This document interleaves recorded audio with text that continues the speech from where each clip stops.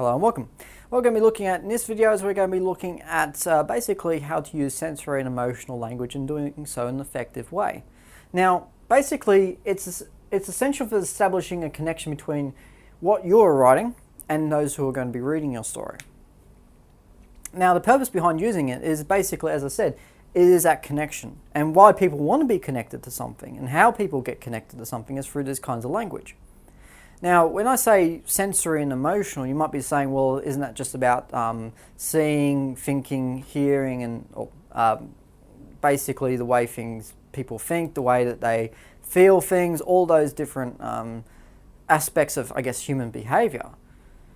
What's important about that? I mean, do we really want to be reading something about someone's feelings, and do we really want to be sort of immersed with other details? We've already got visuals, which we can see, but then we've got sounds. Why do we need sounds? Why do we need all those things? Well, as I said, they are all about the connection, and certainly the difference between someone being detached from your work and someone being fully immersed in it.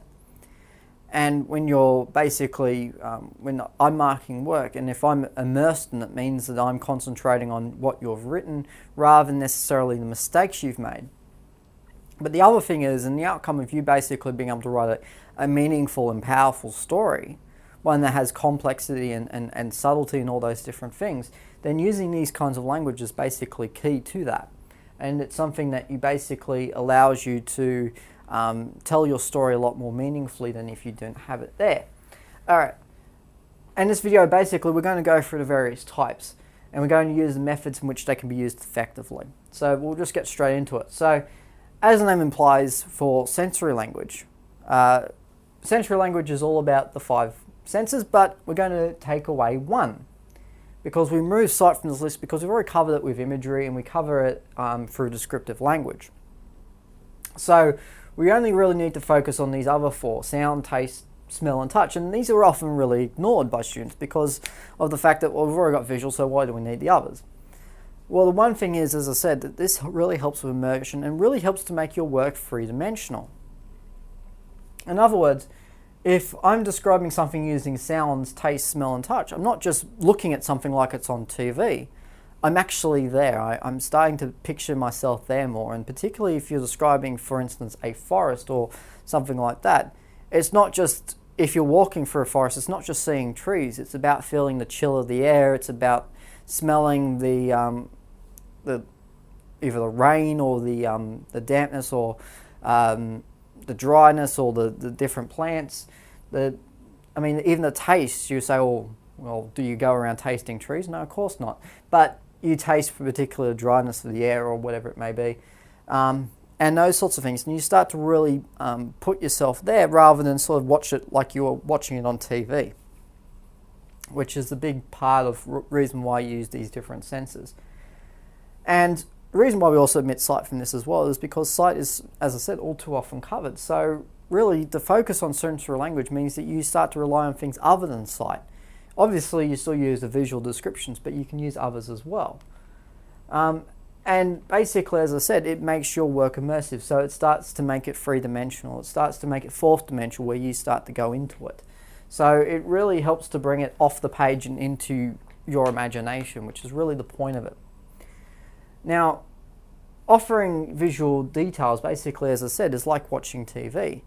In that, yes, okay, TV has sound as well, but it's like you're completely separate from it, that you're sitting back on a couch somewhere and it is far away from you. Whereas, as I said, using those sorts of other types of techniques, those smelling, taste and particularly sound in particular, they start to remove you from that detachment and really start to bring you into it. So it means that basically whoever's marking your work is not withdrawn from it, and as I said, finding mistakes in your work, but actually they're following on with your story and ignoring some of those mistakes, not putting big red lines through things and giving you ultimately a better mark. It sucks them further in, and basically their imagination starts to fill in the gaps between what you're writing, and so you also don't need to focus on description as much, because the imagination starts to fill those in. And particularly as you learn to control the level of description that you put in, then to have this as an extra, to be able to have these different senses in as extras, means that the imagination of a reader really starts to fill in the gaps that you've you've sort of set for them. And good sensory description basically absorbs readers completely. So it's a really good thing to be able to use, and certainly to have those things in mind means that you are immediately trying to immerse someone in your work, and it also shows that you're basically able to write something which is powerful and meaningful to people. And certainly it's the same with emotional language as well. Now, using sensory language basically requires you to establish a setting and complement emotional statements, which in other words means that not only are you describing something with sort of sensory language and certainly describing a person or describing a setting with emotional language or with sensory language, but you're using it to complement your emotional sort of attachments that people have with it as well. So it's sort of, they're two things that work together and certainly allow us to imagine and sort of feel what they feel. It allows us to create empathy. So, for instance, we've got an example here. The barley feels rustled with a gentle brush of the wind, offering the sweet hint of straw and beer taps, and the beer taps at my grandfather's pub. Okay, so it starts to really evoke not only this visual which is there, and that's sort of what we can see, but it starts to really take us to the quiet of sitting in a field with this strawy sort of smell, and basically because barley smells like beer, to have also the other image of the beer taps of the old pub as well. So it really helps to establish that image, and really it makes us not pretty much look at a picture of a barley field, but actually sit in the middle of it. And emotional, as in it's complementing it. So the lashes of barley struck her back as her tears ran helplessly down her cheek in a manner that filled her tiny frame with a sensation of 10,000 volts. So not only that, it's starting to really work emotionally as well as a sense as well. Okay, let's move on to emotional language and what it does. Now, it evokes empathy, and that's the main reason why you'd be using emotional language, and to get people to feel basically what your characters are feeling. It requires you to basically go further than saying he or she is happy, sad, or angry. I mean, those are fairly basic ones. I mean, as I said, and this is pretty much part of the description, that you actually go really and truly beyond it and say that rather than she was sad, do what we just did there with the barley example, which is to say that she was basically sitting alone and feeling like her body was filled with volts while tears were running down her face. That describes sad, and a kind of sadness which is much deeper than just the word itself. And like we were talking about before, it should be complemented by sensory language where possible, because it will enable your readers to imagine the experience more clearly.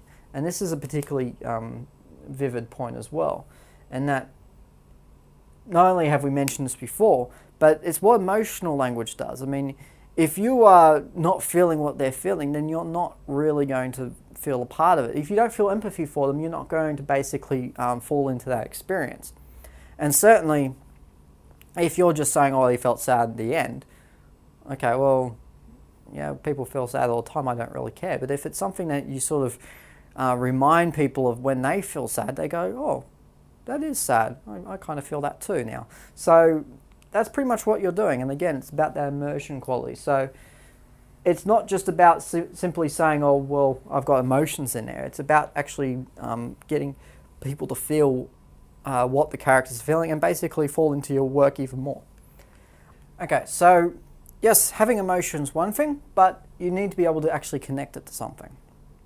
All right, so basically what I mean by that is that your emotional language that you're using in there should be something that people can relate to.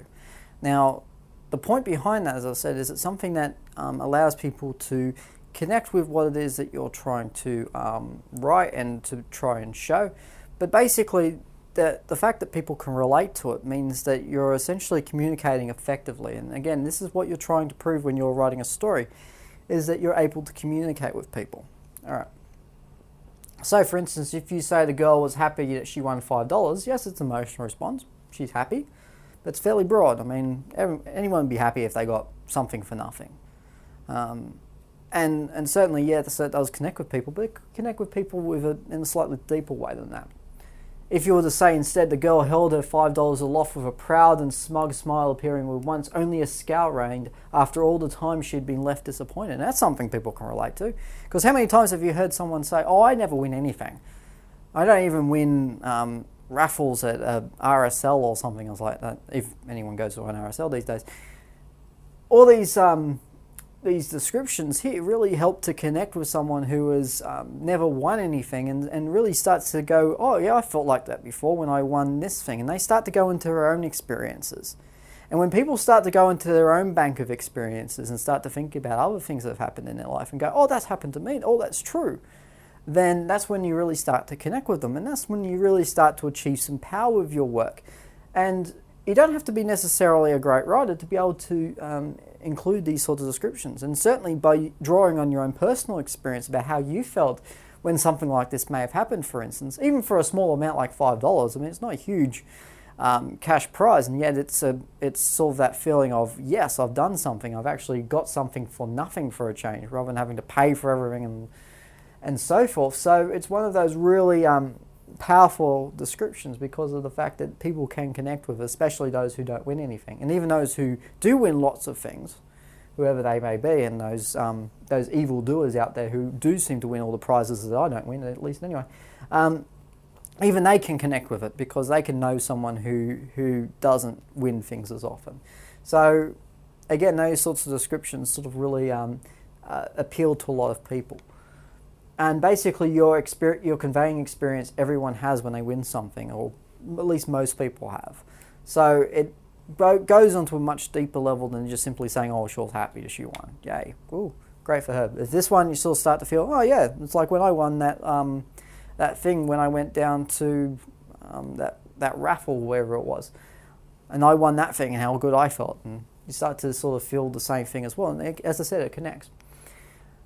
Now, using emotion effectively basically allows your characters to come across as real people, and certainly people start to imagine them as real people and not as characters. And especially if you look at characters on television shows or in movies, the really good actors and even just the okay actors will portray it as if you believe they're almost real people. You forget that they're actors. And certainly that's what you need to be you need to show when you're basically writing stories, is your characters come across as real people, not something the students come up with. So it's almost like it's based on a true story, even if it's not. You must really think carefully about how a normal person would react to things and essentially normal everyday situations.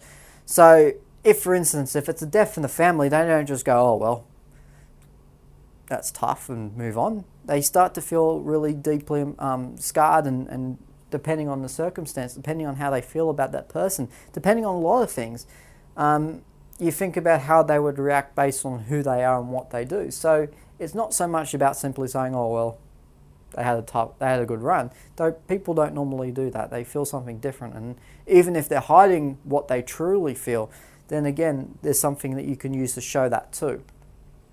And basically, you need to find a balance between emotion and other aspects of your story. So first of all, you're not making it too emotive, and you're not basically making a big sob story, an emotional story, or this is a whole thing about my feelings, but basically balancing it to have it at the right moment, particularly at the low points of a story. As in, if a story has highs and a story has lows, then these really emotional sections can come in the low points to sort of allow that connection between people to come through. And to really get people to go, oh, well, that's happened to me, and these characters are just like me. And so when they get to that climax where they act all heroic and they slay the dragon and save the world, then we go, oh, wow, we've done it. And we start to think of it as we rather than, oh, he's done it. So that's one of the things that really helps to create emotion in your story, and to do so in such a way that basically shows off not only do you understand how to tell a story and to communicate with people, but you understand how to make people feel what you want them to feel, and basically to feel like they are a part of the story. And that's what the really good storytellers do. And certainly, if you're looking at the story, this from another aspect, this is exactly what authors do in order to convey their stories across. And certainly, if you're looking for language techniques and certainly language features of texts that you'll see and definitely text that you'll read, then you'll it's essentially, it's about creating the same effect, and so people feel something and connects with the audience, engage with the audience, and basically this is the reason why classic works have achieved the success that they have, because of their way that they're able to use sensory and emotional language. And certainly it's one of the things that really shows quality and ability in your own work. So that's basically about it for using sensory and emotional language. Remember the basic principles of using sensory language to certainly make your work appear more three-dimensional or fourth-dimensional, and using emotional language to connect with people. But otherwise, until next time, I'll see you later.